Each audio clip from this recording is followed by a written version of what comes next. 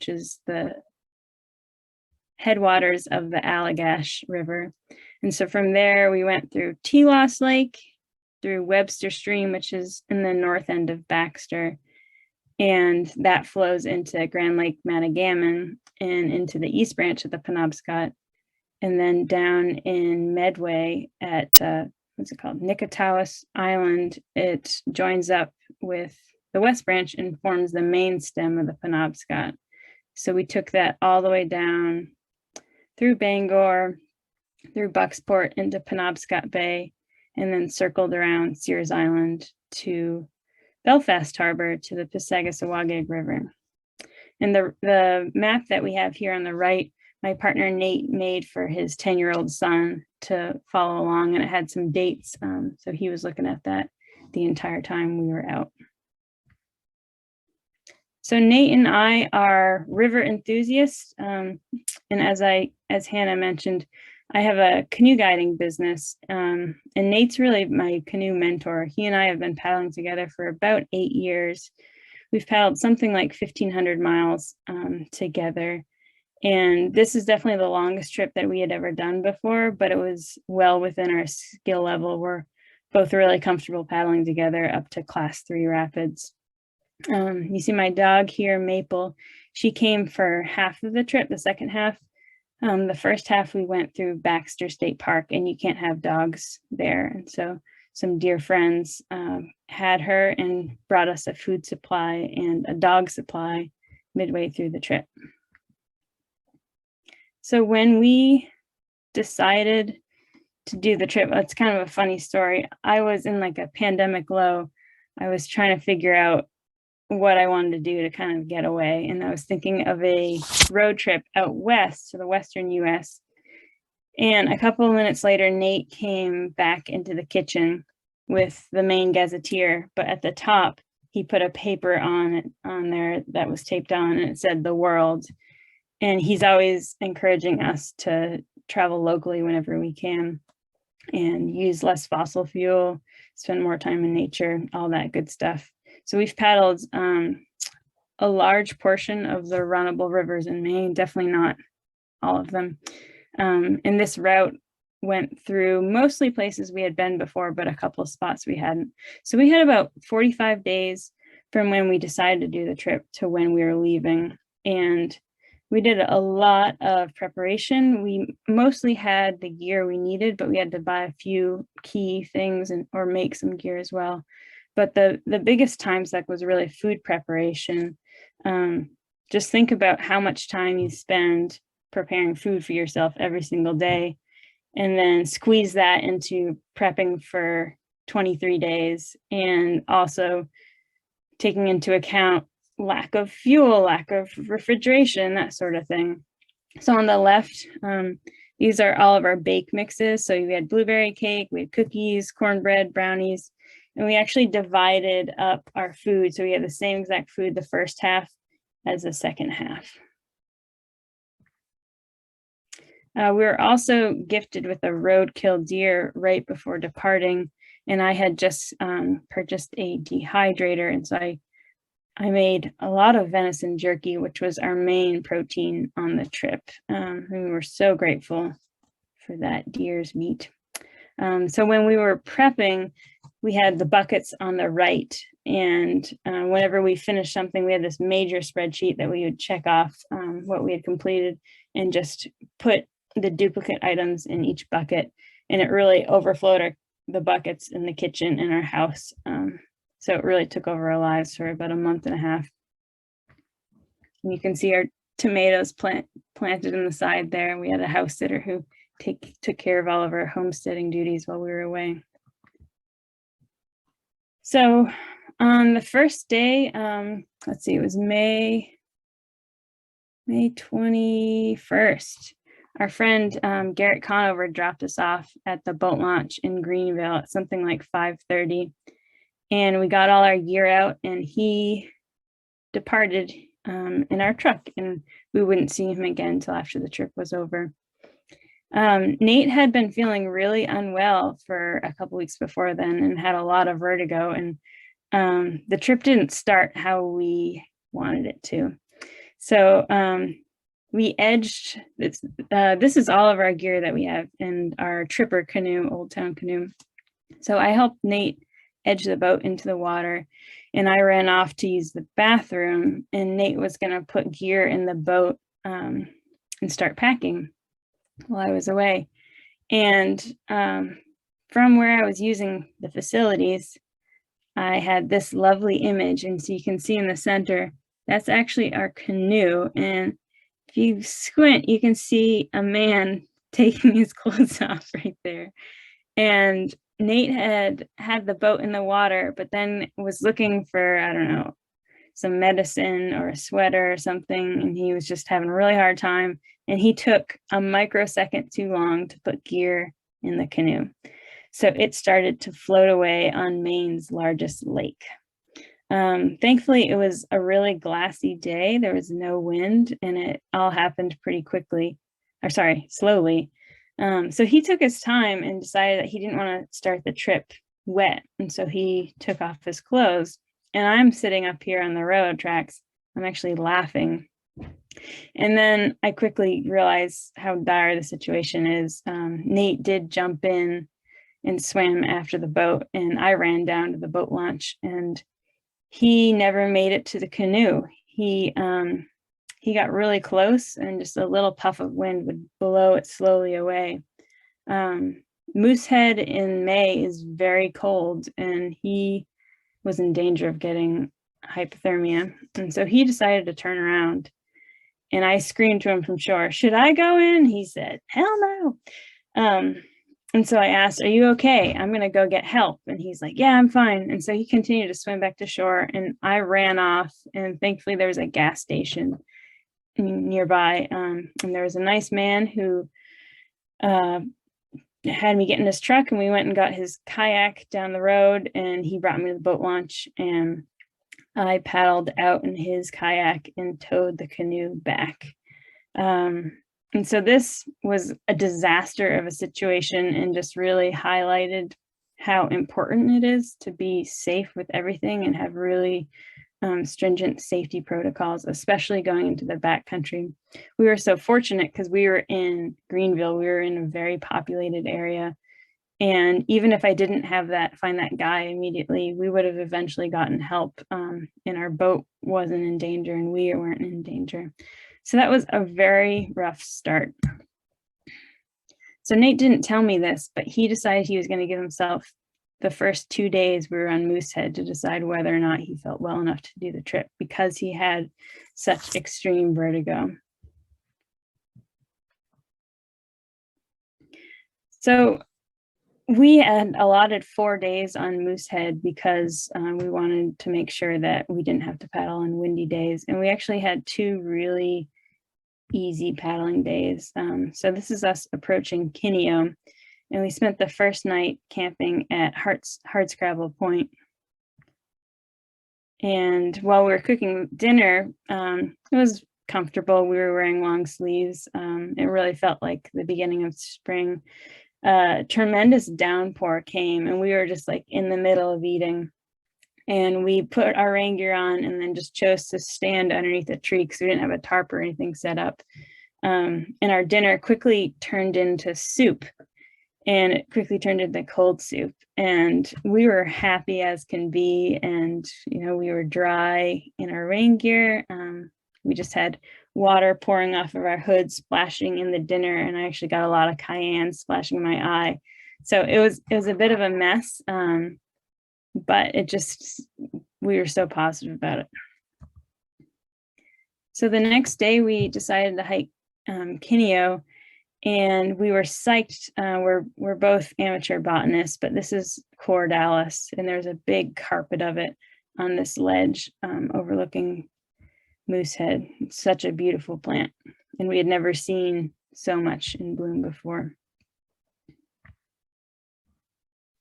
So Kennebec, I'm just going to go back. Kennebec is well known because the native people have been using the rhyolite stone for tool making to this day. So we were able to see some of those specimens.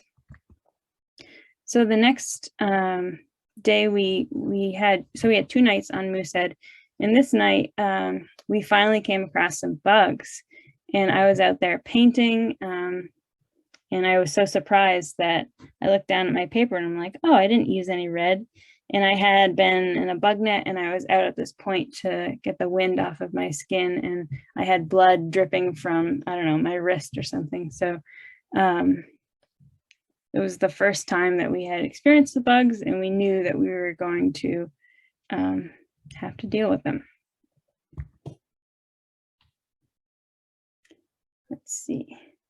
So the next day we paddled to Northeast Cary, and this is at the top of Moosehead Lake, and it's a really important portage route.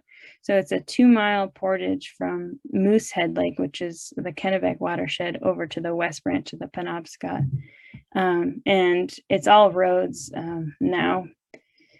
And the wind had been so intense coming off of Moosehead. We had a 25-mile-an-hour tailwind, and there was a lot of pollen in the water. And so as we were approaching the shore, we had to very quickly discuss how we were going to safely land to not upturn the boat, because it was just crashing waves on the shore. And so we did safely land, but the tricky thing is the portage goes straight north, and the wind coming off of the lake was rushing up the road. And so Nate was the primary canoe carrier of this trip, and he was already physically really messed up, and he had such a hard time because the canoe was on his shoulders and the wind was coming in and getting twirling around in the canoe, and he felt like he was a sailboat and his body was a mast and the canoe was the sail. And so he was really struggling, but once we got up and over the crest of the two watersheds, we became out of the wind, and it felt a lot safer to him. And so on the portage routes, Nate would do a canoe run, and I would have a really heavily laden pack, and then we would both come back and carry packs again. In ending that first portage, I could tell I was nearing the water because I was smelling the really sweet smell of balsam poplar buds in the spring. And it is a place that I've been before, I've paddled by, and I collapsed immediately because my pack was just silly heavy. And I was just blown away. I was there for maybe 2 minutes, and all of a sudden I see this canoe coming out of the marshy grass. And I just really felt at that moment that Nate was my savior, and I really couldn't believe that he had made it so quickly. So because we had done Moosehead in only 2 days, because we had such great weather, we now had 2 extra days on our trip, and we had planned midway to meet our friends Jacob and Gabby, who were bringing the food and our dog. And so we kind of had to stall for a while on the West Branch, and we also had reservations on specific days in Baxter State Park leading up to the day we met our friends. So we just had so much time on our hands. And we spent 2 nights at, what's it called? Pine Island, Big Island South, on the West Branch. And for those who have never been there before, it's a really high, beautiful island with this view looking upstream. And one of the nights I just sat on the bank and watched a raft of, must have been like 25 mergansers, mostly males, repeatedly swim down and fly up and swim down and fly up. And it was helpful for me to recognize that a big part of our job on this trip was just to be still and observe nature. So with the exception of one meal that we cooked on the Penobscot, we cooked all of our meals over fire. And this is a little painting I did of our pot kit. So I hadn't painted previously until 2 years ago. I was in the Maine Master Naturalist program, and a big part of that is keeping a nature journal. And so I started doing a little bit of painting then, and I brought watercolors along, which was a really lovely thing to do, especially on this leg of the trip when we had so much time. So our pot kit consisted of a skillet, cast iron skillet with a cast iron lid, and we brought that so that we could bake this water kettle here on the right. On the back there's a fire grate so that we could very easily set stuff up over a fire if there wasn't a provided grate. And then we had a small pot, and we had plates that also worked as the lids for the pots, and of course fork and knife and cups, and all of that fits in this cute Timbuktu bag that Nate once got at Goodwill for like $5. So that's our pot kit. We can sling it around any pack we have, and it works really well. So when we left Big Island South, we decided to leave at like 5 in the morning because that's the best time to view wildlife, especially moose. And so within about 2 minutes of leaving our campsite at 5 in the morning, I asked to be dropped off at this rock. And the West Branch is pretty well known for salmon fishing. And so I had my fly rod and I fished from the rock, and then Nate paddled just like 20 yards further downriver and stuck the boat in an eddy and also fish. And we were just catching fish left and right. So many bites. A deer came out and watched us at one point. And so we very quickly reached our limit and paddled along after just having the time of our lives, fishing when we weren't expecting to do so. And so we stopped at the next available campsite to have a 7:30 in the morning second breakfast, and we fried up the salmon in butter, and it was just the best thing ever. So this was my uniform the entire trip. I brought short sleeves, I brought shorts, I brought some tank tops, I brought a dress because I sometimes like to wear dresses on trips. And mostly I just wore this button-up shirt, which was Nate's gardening shirt, my wool wide-brim hat, and a bug net and synthetic pants. And Nate actually had the same exact pair of synthetic pants, so we looked like we had this uniform.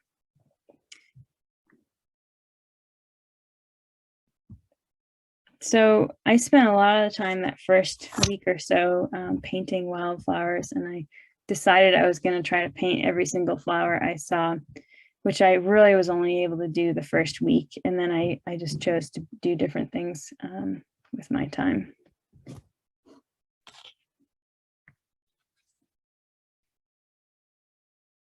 So traveling just the two of us, we could make decisions really easy and do exactly what we wanted to do. So we did a lot of paddling up tiny tributaries to look for plants, to look for wildlife.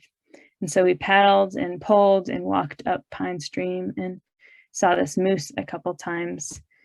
And the game trail on the side of Pine Stream is so deep. And I just think of the thousands of years that wildlife has been going up and down that stream, and it was just like a foot deep in a bunch of places. I also had a fun interaction with a spotted sandpiper. So these birds, when they have a nest, they pretend that they're injured and they walk away from their nest so that your attention's drawn to them. But I was able to see where the sandpiper had come from, and so I found this nest of beautiful eggs, and we saw hundreds and hundreds of spotted sandpipers along the trip. They're definitely the most prevalent water species there.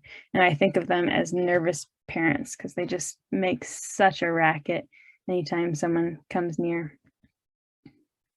So we saw quite a few moose on the trip, 14, which isn't actually a huge number, 14 live moose. This moose, of course, is not alive.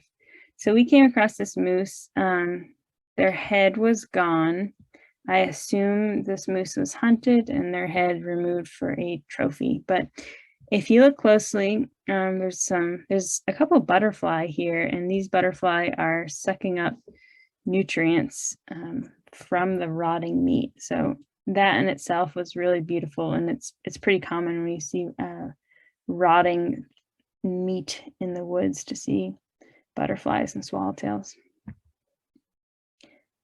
So leaving to Suncook Lake, we were heading to Umbazookskus, and we spent a lot of time thinking and talking about what these waterways were like before they were colonized, before we put all of these dams here. And there's quite a bit of evidence on the shores of what the forest might have been like. And so we saw quite a few of these amazing cedar stumps that maybe have been there since the dams were put in 150 years ago. So we're paddling up on Bazooksah Stream, and I took a picture of this bridge abutment because it is by far the oldest bridge abutment that I had paddled under, and it was a working road and the bridge was still very much intact. So this was, I think, our only section of upstream river travel, and it's this beautiful winding stream that goes through this gorgeous green meadow. And we did a mix of paddling upstream, and another thing we did was Nate would be in the back pulling, and I would be in the bow doing just really gentle directional strokes, which can be a tricky thing to do. And when the current was too strong, I hopped out of the boat and Nate just solo pulled and I walked along the shore. We were coming upstream and upwind, and we're able to see this young buck drinking water. Most of the deer that you see this time of year, their coats look really ragged. They're shedding. We call them ghost ponies, but seeing this deer, I feel like deer are always so bright and golden in the spring, and we could really see its ribs very distinctly, but its coat was beautifully shining. So Nate teases me that the only reason I wanted to do this trip was because of mud pond portage. So if you're at all familiar with canoe culture in this region, you might have heard of mud pond. It is another really important portage route. It's between the Penobscot and the Allagash watersheds, and it's 2 miles. And indigenous people have been using it forever, and more recently in the logging days, people had outposts there and they would haul carts of logging supplies, and they did this so much through a fairly wet area that the trail had become really incised and incredibly muddy, and sometimes it was like you were walking in a stream and sometimes you were in just a mud pit. And so it's 2 miles, and it's not all awful, but at least half of it is really awful. So this is the view from the lake. So just skipping back here, this boat that is behind us was actually a through paddler for the North Forest Canoe Trail, which starts in the Adirondacks and ends in Fort Kent. On the St. John River. And he was ultralight. He chose to do this particular portage in 2 goes, but most of his portages, he can carry his like 35-pound boat on his back, and he has a tiny pack. And he was eating mostly backpacking meals. And so he was ultralight, and we decided that we were medium heavy. Here's a quick video of the mud portion of the trip.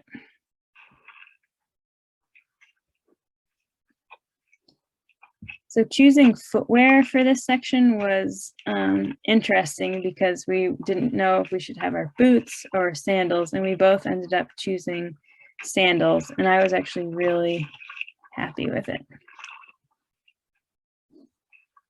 So I'm gonna skip ahead to the next. Oop.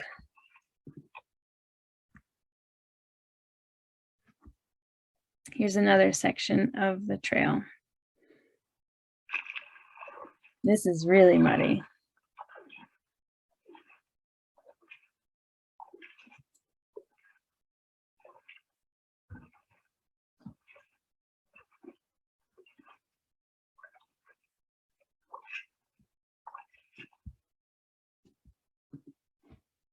Whoops.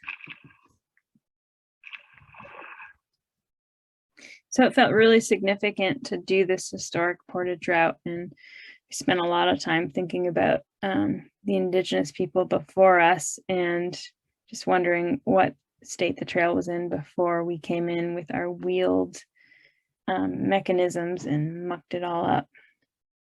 So from that portage route got us to Mud Pond, which is in the Allagash Headwaters. And descending from Mud Pond to Chamberlain on this tiny stream, we came across a bunch of these redds. And so a redd is a pile of small rocks that fish make to lay their eggs in. And this is actually a chub redd. And so there's hundreds of chubs right here, and they're all laying their eggs together. So coming out onto Chamberlain, we were met with the most intense weather that we had experienced. We had to get out of Mud Cove and go against the wind. And so we were riding giant swells and just bucking on top of the water. But we were in a Old Town Tripper, which is pretty well designed for that sort of situation. And we never got water in the boat, but I was very scared. And it was the only time that I got upset on the entire trip, because I felt like Nate, who was in the bow, wasn't giving it his all. And so I screamed that I wanted to go to shore. And I did that because when we got to shore, I requested to switch positions. I wanted to be in the bow because I wanted to be able to get us out of that situation as quickly as possible. Nate and I are both really qualified canoe paddlers, and I'm sure he was giving it his all, but I was not feeling it. And so I was quite scared, and we did not take any pictures, of course, for that section, but this is where we landed, and we were so grateful to have our PFDs on the whole time. Right before we came out into that windy section, we actually found a dry bag on shore, because some people do dump their boats, and those who don't tie all their gear in often lose parts of their gear. And so in that dry bag, we found a telescoping fishing rod and a bunch of lures, which was awesome because telescoping fishing rods are just perfect for canoe trips because they pack down real small, and you don't need anything too huge for what you're fishing on these lakes and rivers.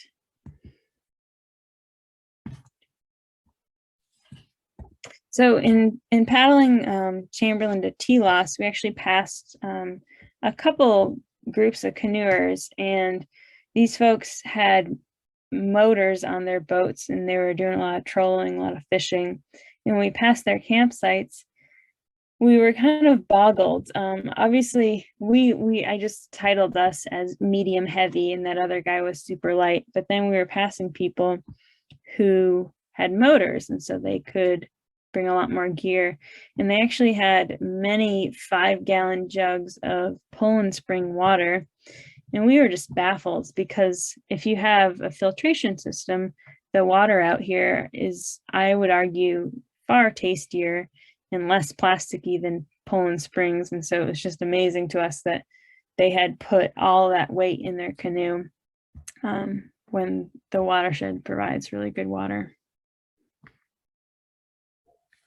So coming into Telos Lake, we did quite a bit of fishing and didn't catch anything, but we had binoculars and we could see on the far side of the lake, there was this orangey brown section.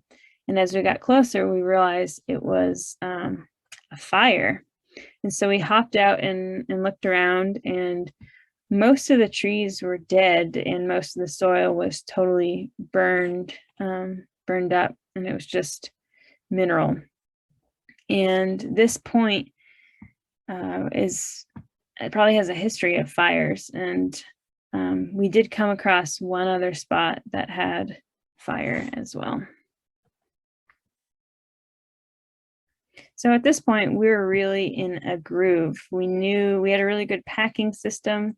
If you do trips like this, all of your stuff is in like dry bags that are kind of like a duffel bag. Ours had backpack straps, so we could do portaging on it.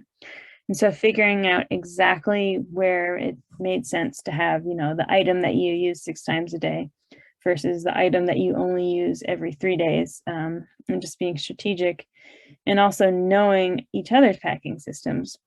And so we were at this point where we felt like we were in such a good groove, and time had really opened up and things felt really spacious. Let's see, I wanted to read something in a journal. Where is it? So we designed the trip with a bunch of extra time. I had already mentioned that. And I wanted to share my day's journal when we were on Webster Lake. I wrote in my journal every single night. And so Webster Lake was right before Webster Stream, which is the most remote section of the trip. And it was really the only section of river that we had no experience paddling on. It's a lot of class 3 rapids as well. And that's in the north end of Baxter. So on this particular day, is it possible to do this full time all the time? We had another slow morning. I had the most amazing pecan cherry pancakes with our caramelized, rehydrated maple sugar syrup. I then baked a blueberry cake for later. Nate cooked homegrown beans we had been soaking for the last 24 hours, then made a bean soup for dinner. I also laid in the path to the outhouse for 2 hours, painting wildflowers. Today was rosy bells, red trillium, and false sarsaparilla. We eventually loaded into the boat at 12:30 p.m., paddled a very short 2-mile headwind on Webster Lake, and found a mostly broken wooden LL Bean fishing net on shore, which we'd bring along for the next 200 miles and use occasionally. The forests are a mix of mature sugar maple and silver birch, speckled with some spruce fir, which is quite a bit different from the sprucey forests we've been encountering so far in the West Branch. We walked 1.5 miles down the freeze-out trail, stopping along the river to fish. We returned to camp at 6 p.m., and since we had already finished prepping dinner in the morning, we weren't hungry yet. We hopped in the boat to fish the outlet. Lots of chubs. We pulled down the river 100 yards or so, slipping into eddies to fish out of the boat. Nate pulled back upstream to the lean-to while I cast one more cast, catching a 14-inch brookie on a telescoping fishing rod that we found on Chamberlain. With the smudge pot smoking the bugs out, which you can see on the right there, I painted the fish while the soup heated up, and we later had trout for dessert. Tomorrow's Webster Stream, the potential highlight of the trip. So thanks for bearing with me on the details of that particular day. Most days weren't quite that leisurely, but a lot of them were, and we really made sure to make time for just a luxurious trip, and we ate really well and had a lot of time to just relax and observe nature.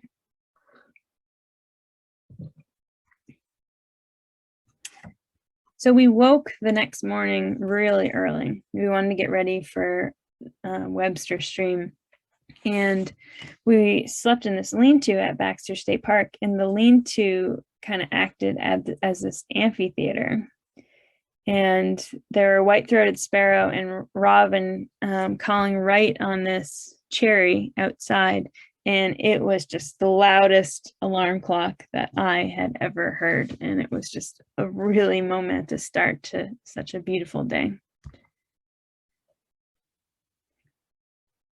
So we had a 7 a.m. start on the river. We wanted to get as much time out there to really soak it all in, to do some fishing. And there are several blind ledge drops on this river that are class 2 and 3 that could potentially be really dangerous. And so we wanted to provide a lot of time to scout the rapids and portage them if we needed to. So this is just a little photo of, we always had a map out, and we actually had the least amount of information about Webster Stream. We really regretted not asking more people about it. And we had our pack basket, and I think we had 4 paddles total. So we had 2 spares and our pole. So we took time scouting major rapids, and we portaged 3. We ran quite a few, and it really heightens your awareness of your surroundings and your safety. And we were always really erring on the side of caution.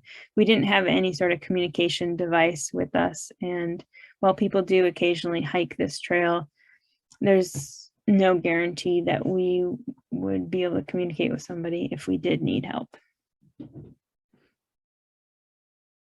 So this stream is just so gorgeous. We wanted life to stand still and slow down there. We spent 12 and a half hours on the river that day, and it was largely because I was just catching so many trout. And the beauty of paddling a river in a canoe and fishing and having canoeing skills is that you can catch eddies in the middle of anything and fish in all the best fishing holes that aren't necessarily accessible from shore. So this is one of the trout that I caught, and this day actually it rained the entire day, not really hard. We were in rain gear, and it was the only time on the entire trip that I felt a little bit cold. But I think that this particular day was the best day of 2021 and maybe my whole life. I'm not really sure. So we kept that fish, and you can see in the photo on the right, there's this Clorox bleach bottle, which has a cutoff top, and it's our bailer if we did take on any water. I think we did take water on once. And so that fish actually rode down Webster Stream the entire time in the Clorox bleach bottle. And we did eat that fish for dinner. So here's just a clip of being in the middle of the river in an eddy.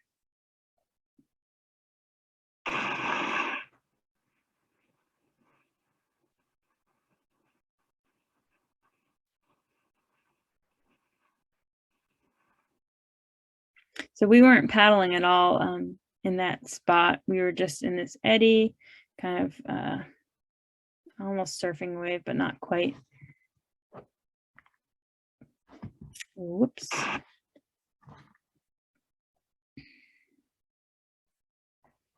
So we did know that there was a absolutely mandatory portage on the river, and this is Grand Pitch. And when we came across it and walked around to portage, it was pretty much dusk because we had been out for so long. And I honestly felt betrayed by the river because we had been on this river doing these blind curves and never knowing what was beyond it. And we knew that Grand Pitch was serious, but we didn't quite know how serious it is. It's of a smaller magnitude to Allagash Falls on the Allagash, but it was really intense.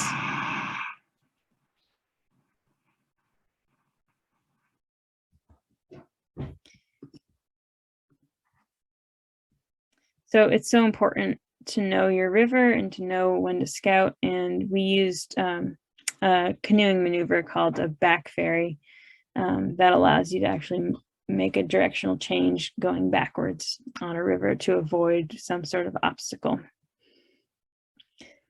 So we finally made it to Grand Lake Matagamon, which was incredibly beautiful. It was the biggest surprise for me on the entire trip because I typically like small lakes, typically like a lot of shoreline. You can see a lot of wildlife, but Grand Lake Matagamon was huge. But it was just so stunning, and there's a lot of peninsulas and islands, and we really enjoyed checking out the shores there. Some bark. So the beauty of a canoe is, and also paddling with just 2 people, is you can stop wherever you want. And so we did a lot of exploring, and always the best thing for me was coming back and seeing this like trusty steed, our canoe with everything we needed, with a bunch of really good food and dry clothes. It was such a nice sight. So we finally made it to our friends Jacob and Gabby and our dog Maple on the East Branch. The next day they snapped this photo, which was only one of a few photos of all of us, and we headed along. We had the opportunity to take a shower there, so my hair got really fluffy really quickly.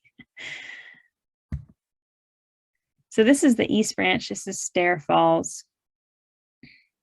There are several portages on the East Branch and several sets of rapids, and it was all really good fun. So this, let's see, I meant to look this up. This is a rare plant that we had never seen before. Oh yeah, this is round-lobed hepatica. So this was on a portage trail at Grand Pitch on the East Branch. So this tent was so comfortable to us. We loved the design of this tent. We've been using it for about 6 years. The vestibules are huge. And so if you need to spread out a lot of stuff, you have a large area outside of the tent that you can put it. And if it's raining, all your stuff stays dry underneath there.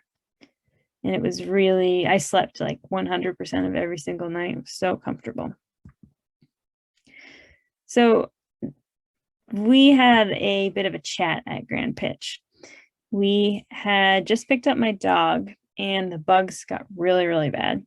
My dog Maple obviously hates bugs. All dogs probably do.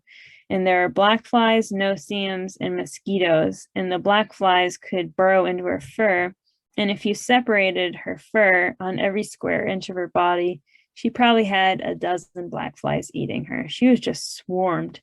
And she would run and dive underneath tree boughs and just like scratch on everything to try to get the bugs away. So she was miserable, and we made a decision here at Grand Pitch. We decided that we were going to stop being leisurely and start paddling hard, because when you're on the river, there's a lot less bugs. And so we wanted to, I was really stressed out because my dog was really stressed out. I had a bug net. I was okay. And so we really just put the miles in after that. So I had brought this bug net for Maple to sleep in, which was an absolute lifesaver. So I would set it up every time we were at camp, and she had at least a little bit of respite that she could take a nap in. And then she was, of course, in this at night. So this is one of our favorite plants. This is sand cherry, and the flowers smell like Pez candy. We see this every year when we're out paddling.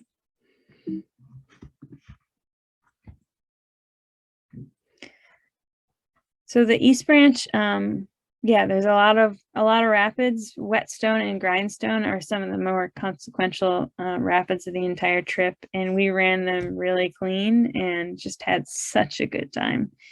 We stopped at the ledges to look at more of these plants. There's lousewort down here, which is another more rare plant. So we did have a moment to watch this dragonfly transform, and it was just another reminder of how lovely it is to let time do its thing and just observe.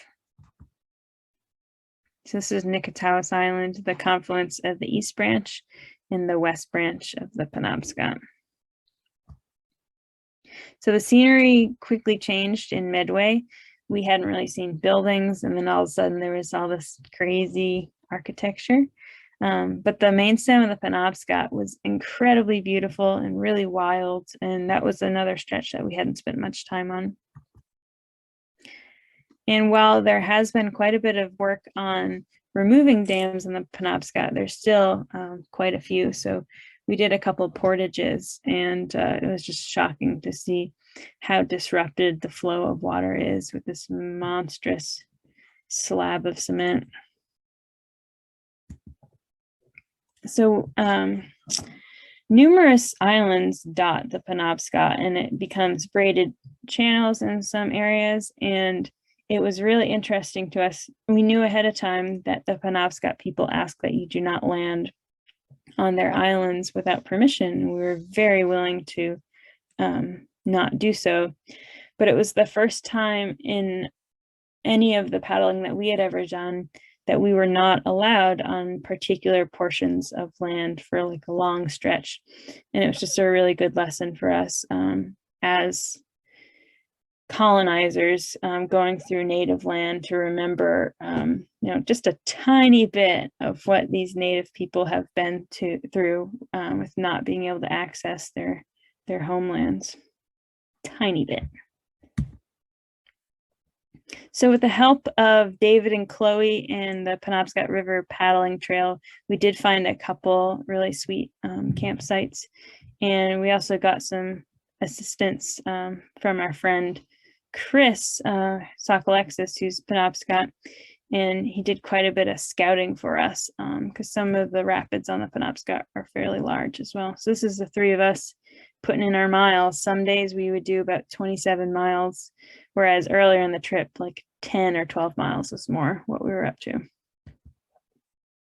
So Chris took this photo, and I love Maple's tongue sticking out. But these structures were really beautiful, and we met up with Chris. He brought us fresh water because we're on this section of the Penobscot. A lot of the water is unsafe to drink because of pollution. And so we felt really welcome from Chris and just really appreciated his generosity with sharing his knowledge of the river and his time. So these are all on Sugar Island, and Chris and several others went to this island in the summer as kids, and it was kind of like summer camp for a lot of the Penobscot people. So a group of folks have been fixing up the buildings and continuing to do programming on the island. And so we were just really grateful to have the opportunity to be there for a brief moment. So Chris did meet us for the next portage below Indian Island, and it was so funny watching Nate portage here, going across past the buildings with the canoe on his back. And this is at the Milford Dam portage. And so first up is the rapids passing the Old Town paper mill. So we did end up getting out and scouting here, and this paper mill is incredibly loud, incredibly stinky, and it was, the most toxic environment that we had been in weeks. And we had to make a really important decision about where and how we were going to paddle through these rapids. But we couldn't hear each other, and we were just so stressed out. And my dog, Maple, gets out and finds the most disgusting puddle ever on the shore and swims in it. But we ended up running this rapid really clean. Chris had given us instructions and taken photos the day before of all these sections. And so it was sweet to have his assistance. So this is passing the recently removed VZ Dam. These are some of the wing dam that was left in place. So going through the rapids on the Penobscot was such a thrill because this river was a lot larger than any that we had been on so far on the trip.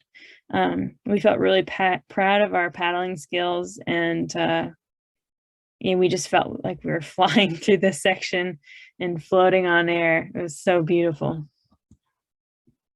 So the most unique campsite that we stayed at was here. It's pretty urban, isn't it? It's at the Penobscot Salmon Club in Brewer, and so we were directly across from the hospital. It's tidal here, so we had to, of course, move our boat way up because when the tide came in, we didn't want the water to take our boat. We actually we walked a few miles into town and went to a brew pub and just ate our hearts out, and then walked back in the dark to our little campsite, and in the night heard sirens and woke up to jackhammers at 5 a.m. So still we were on the tidal section going down to Bucksport, and the river was just teeming with wildlife. We saw seals up in Brewer. What else did we see? We did see jellyfish that far up. Mackerel. What else? Oh, sea lampreys. Yeah, we saw a couple of sea lampreys who were, I imagine, spawning. So we came down into Bucksport, and we had arranged to stay with our friend's mother in Bucksport.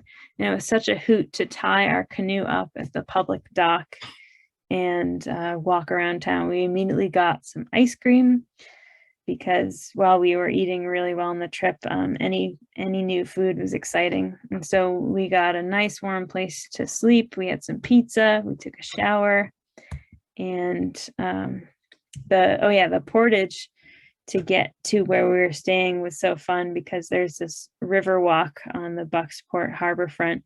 And so we were pretty grungy with our giant packs. And so we walked about a half a mile to get to where we were staying and got a lot of funny stares.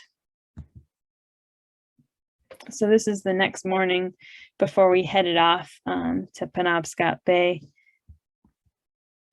We stopped at the Penobscot Narrows Bridge. You can see in the upper right here, there's a observation tower at the top of the bridge. And so it allowed us to see a bit of where we were coming from and where we were heading out to. And it was a little bit of a funny story getting there. We actually had to go against the tide at the most narrow section of the river right here, which is not recommended at all. It was very challenging. And we landed on shore just below the bridge abutment. And we were going to just, tie our boat up to something and bushwhack through the woods to get up to the observation area. And when we got up there, we had Maple on a leash, and we probably had a backpack or something. And a couple security guards came around the corner and pointed at us and said, "There they are." And they had saw us paddling up the river and were concerned about, us doing something terrible to the bridge, or also concerned about our safety. And so once they realized that we just wanted to go up the tower and see the view, they were much more kind. So coming out onto salt water was really stunning.